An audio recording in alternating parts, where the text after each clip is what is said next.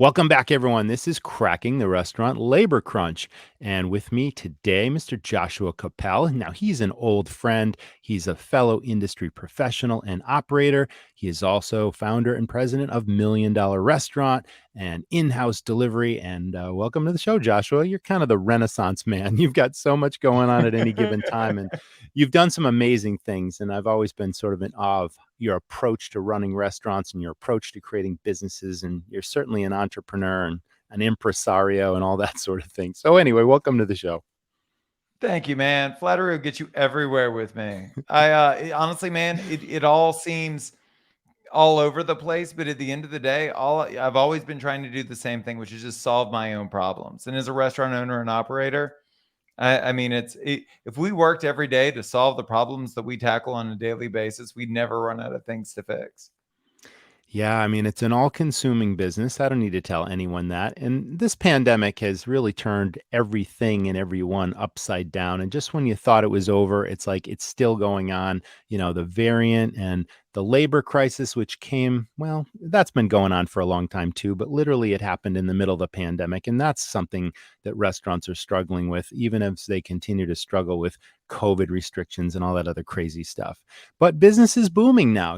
Restaurants are back and customers are back. And unfortunately, restaurants are finding that they have to close certain hours on certain days. They close early, they close days, and it's like they just don't have the staff to meet the demand. So they're losing money again because we're not optimizing our opportunities. So, why you're here is really you're an operator, you've got clients with in-house delivery, Million Dollar Restaurant. It's like you've got eyes and ears, and you're just a great sounding board and perspective on this problem. So why don't you tell us what you've seen, what you've heard, what's been working, and then we'll get into in-house delivery and Million Dollar Restaurant. Sounds great. So two things, high level. I think that to start, we've been asking ourselves the wrong questions. And I think we've been asking, how do we hire more people? How do we convince people to work for us? And what we've seen great success in is asking better questions like, what do employees want? And the answer we found by and large is surprisingly simple. They want what you want, Roger. They want what I want. They want financial security, and they want subsidized healthcare, and they want a retirement plan, and they want to understand why they should work in the restaurant industry, not what they get from it, but what kind of meaning it's going to bring to their life. Because I would argue that lifers like you and I, we didn't get into this for the money and the glory, because there's not a whole lot of that to go around. We Yes. got into this because we truly love service, and I think that the solution to all of this is something that doesn't exactly scale, which is taking the time, either in advertisements or on social, to explain why we open the restaurant, what we're trying to accomplish, high level, which isn't money, in trying to indoctrinate people into that belief system, trying to find people whose values match ours. Wow, that's a whole fresh perspective and approach for sure. Yeah, the word value comes up and the word, meaningful employment, not just financial security and benefits. All that is important, of course, but meaningful employment where your voice matters and you know that you can bring up an idea and it'll be listened to, maybe even executed, and maybe there's a reward attached to it too. If, in my restaurants, and I can't speak for yours, but one of the recognition and rewards programs we had was a regular monthly meeting where we got everyone together, like in a meeting room, and we'd throw stuff at the wall. You'd have those flip charts, and no idea was a crazy idea. And literally hundreds of ideas would be written down. And we'd look at them and we'd all decide as a group which one sounds like it might be executable and might have a return on investment to it. And it could be cost savings within the restaurant. It could be new marketing ideas, new profit centers, whatever it was. And we did this every month, every year, and granted, okay, so we had a seasonal place. We did it 4 times a year, but you'd be surprised. No, you probably wouldn't be surprised at how many really I good wouldn't be ideas, surprised. right, I'm a that your huge employees come up advocate. with. So, I think that it's rather than elevating ourselves to the level of like all knowing master, right? I think that if we just show our work and we're incredibly transparent and we say, this is our newest initiative, this is why I think it'll work. Let me know what you think. Let me know how it goes. When it becomes a collaborative effort, it works. But let's also roll all the way back to before they're even working for us, because that's really the root of the labor crisis, right? It's trying to lure people in, and we're trying to give people jobs, and we're trying to pay for these jobs as if they're Mm, gigs. And it exactly. just doesn't work. When you look at a company like Chick-fil-A, which regardless of their politics, which I'm not a huge fan of, I am a huge fan of their company culture. I drove by a Chick-fil-A a couple of years ago, and they had a sign in the window. And the sign said, "If you have a servant's heart, apply within. We're hiring." Oh, I like that. And I thought to myself, that probably turns off 90% of the people that see it. Nobody Hmm. wants to be a servant. Nobody certainly wants to be a professional servant. But for the people that get it, for the Yeah, I get it. 10% that do, Right, for right. the 10% that it resonates Oh, with, hmm, they have that's what I saw. pre-selected, right? They've pre-selected their market. The people that are applying already meet their values requirements. And so why don't we do that? In that Craigslist ad that you post, why don't you say, "I truly believe in giving the highest level of service. I truly believe that everyone should leave happy. And I take pride in being able to participate in people's holidays and birthdays and anniversaries," and see what you get. That's a great idea. You're speaking about the true meaning of hospitality and cutting out the wheat from the chaff and, the A's, the B's, and the C team that are in every restaurant. But unfortunately, there's far too many C's. I talk about this all the time. And unfortunately, so many restaurants, I know you're seeing it too, are just hiring any warm body. And these C players are showing up when they show up. And half the time they're calling in, and half the time, they're just there for the paycheck. It's not that they care about serving the public. It's not that they care about hospitality or your customers, your guests, I should say. So yeah, somehow you got to pre-select, and that's a brilliant idea. I mean, sure, Well, not and just for look for sure. anybody. Well, and we can talk about the things that bad employees do sometimes, but we should also focus on what bad employees do all the time, which is demotivate your A players. For sure. It's if you're Hmm. standing next to someone that's half-assing everything, it does not inspire you to be better. And so, the question that all of this begs is, what clearly defines what a great player is? And there are really only two qualities. And this is backed by data from Jim Collins, who wrote Good to Great. The best employees in the world, they self-manage and they self-motivate. And we don't have the bandwidth anymore to beg people to show up on time in uniform, ready to work. There need to be deal breakers. And as scary as it is to terminate someone for simply not showing up on time with consistency, we need to have a zero tolerance policy that's explained beforehand and that inspires compliance, not because they're afraid of getting fired, but because internally they're motivated to do great work, and internally they are enthusiastic about serving others. For sure. And there is also that pitfall of, if you don't have that zero tolerance policy, then suddenly your staff, your employees are running the place, not you, and then every little thing slips along the way. And then your good employees start getting weaker, and it brings the morale down to the whole team. You're absolutely right about that. For Well, sure. and I think that it, Hmm. it it it brings us to the next point, which is profitability, because I don't think as an industry we're underpaying and not offering any benefits because we're selfish and we're greedy and we're sitting in these mansions at the top of hills with Exactly. beautiful views. Right, It's right. not that. It's all a function of profitability. And we would all pay $50 an hour to people if we had more than enough money to do it. And I'm not being hyperbolic. You don't care how much money you pay your people as long as you're making enough money too. But you, as a restaurant owner and operator, probably aren't making enough to thrive, and neither is your team. And so I think when we look at the labor crisis, we also have to look at the drivers of profitability and say, are we running our restaurants the right way? Which is why I started $1 Million Restaurant, to take everyday restaurants across the country to that $1 million mark within a year.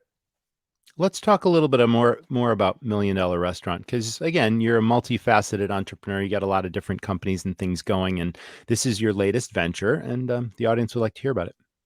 Sure. It, like everything else, is a selfish endeavor. It's having made it to the top of the heap, becoming Michelin rated, having a multi-million dollar bar concept for over 10 years in Hollywood. I made it to the top, and I'm here to tell you the view wasn't great. It was hard. It was hard every single day. And so, even though I had achieved success by worldly standards, it was a grind. And when the pandemic hit, I began to ask important questions like, is there a way for this to be easier? Is there a way to create structure and balance in my life? Is there a way to be successful both internally and externally? And what I found was it's all a function of profitability. And profitability is really only driven by three levers. Tell us about those. I remember we had a discussion about this the other day, and I think it's really interesting. Tell us about Well, the thank you, levers. sir. So the first one is revenue, and there are three essential components to revenue. One is your current revenue model, and are you bringing in money today? Everyone thinks, oh well, I'll begin to make a profit once I hit X, Y, or Z, but you should always be making money at almost Mhm. any revenue level. And so we've got to look at your revenue model and say, are you profitable, and how do we get you there? The second lever is increasing income.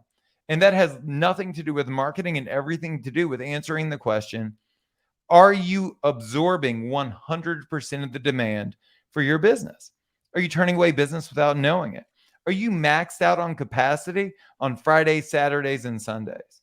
Isn't it amazing that most of us as owner and operators, we spend all of our time wringing our hands trying to figure out how to get busy on a Monday when we probably have an extra 5 grand sitting on the weekends, untapped, ready to be collected? It blows my mind. And then the third is, and I think this is really one of the realizations that came out of the pandemic for a lot of us, we have to diversify revenue. We need to know that whether it rains or not, whether we're snowed in or not, that we're going to make money that day. And so if you're rocking 2 to 3 revenue streams, great, but it should be 6. And I can point to dozens of examples of multi-million dollar concepts that are bringing in money every day, half a dozen ways. So revenue is that first driver. I've always been a huge believer in multiple profit centers, and that's kind of how you're perfectly segueing into in-house delivery, because we did a huge delivery business with my restaurants for years and years and years. And now you've got a platform that is turnkey if a restaurant chooses to go full turnkey, or you've got a system that helps them set up delivery in their own operation. Do you want to tell us about in-house delivery? Sure. So when third party delivery came on the scene, I was as relieved as the next guy. I had never done delivery for any of my concepts because I didn't want to hire the drivers because it was too difficult to predict when I would need them or how I would need them. And so when third party delivery hit the scene, I was relieved. I thought, my God, this is the infrastructural solution that I've been looking for. But it's not. It's a marketplace, like every other marketplace, charging me a premium for access to customers I've already earned. And that to me was a tragedy. And so Mm, I of wouldn't course. argue the fact that those marketplaces do a great job of driving new business your way. But the flip side of that is you never really get to own it through the platform. You're always paying that commission. And so I asked myself the question, what if I just built that infrastructural solution to handle the repeat business? What if I just gave people the drivers or their ability to use their own team as drivers? What if we just put that out there? Would that resonate? And it did. And so now there are thousands of restaurants across the country using inhousedelivery.com to get access to our on demand pool or to leverage their own employees. Or we're about to release a hybrid where you can use both as overflow to facilitate the deliveries of repeat business that they're getting through their own online ordering portal. Yeah, the pandemic has really shifted the whole need for delivery, the need for, curbside, because, so many restaurants, just about every restaurant had massive restrictions, closed dining rooms. It's like you either pivoted instantly or you were done. And, those that are still standing right now are doing online ordering. Hopefully they're doing delivery, but they haven't, if they haven't done delivery yet, then here's a viable solution that, that should be checked out. So I appreciate you bringing that to our attention. My pleasure, man. Look, at the end of the day, I'm just trying to build the future that I want to live in myself. Well, it's obvious that you've led your businesses by example. You've created some really wonderful enterprises. You've got great people and great stories. You've been through the pandemic. I've been through the pandemic. You've pivoted 100 times. So have we. What's your best advice now if operators have made it this far and they're just really beaten up and they're just, you know, overwhelmed with what do I do next? It's like, what's your best advice? I mean, the light is at the end. We can see it. If you've made it this far, you got to dig deep. What would you say? Delegate. Hmm. I mean, it's the greatest lesson of my life. You know, they say that if you don't have a support system, if you don't have an assistant, you are your own assistant. And for me, I spent most of my career waiting to do that until I had actually had enough money. I was like, you're going to go in the hole to do this. You know, paying someone else is taking money out of my own pocket. But how do you grow? And the question that I had to ask myself is, am I doing my level best at everything I'm doing? And am I doing the things that I'm best in the world at? Or am I doing those things plus a bunch of other stuff that I'm mediocre to terrible at? You know? And what I found is in investing in team, in investing in support, whether the money is there or not, the money will come. It is because, again, you can't look at things like marketing as an expense. Marketing done well makes you money, it doesn't cost you money.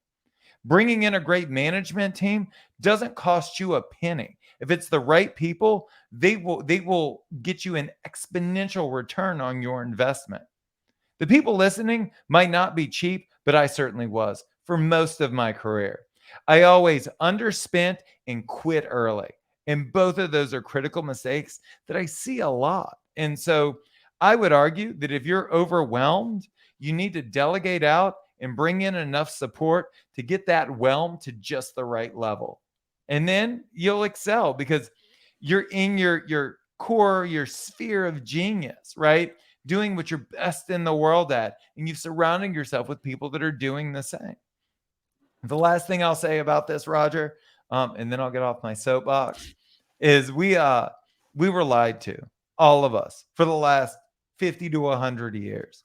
We all were indoctrinated into this industry and told that the hospitality industry is different and we can't abide by the same rules as everyone else, and our profitability matrices are different than everyone else's, and you can't apply the lessons from other industries into this one. And it's not true. The most successful people in this industry are running their businesses in the same way that everyone that's successful in every other industry is doing. So if we stop running restaurants, if we start running businesses, I think we'll be in a much better place. Thank you for saying that. That's one of my mantras. It's like, don't run a restaurant, build a business, build a business and build a brand. And I appreciate your transparency earlier. That was really, really wonderful to share, mistakes that you've made that others can avoid. And you're adding great value to the industry, and you added great value to this call with our audience. So thanks for being with us today, Joshua. It's my pleasure. It is the greatest honor of my life to transition from serving communities to serving my own industry. Fantastic. Well, we'll see you again, I'm sure, in upcoming shows. Thank you so much to our audience for tuning in, and thanks so much to Performance Food Service for sponsoring our show. And we'll see you in another installment of Cracking the Restaurant Labor Crunch. Thanks, everyone.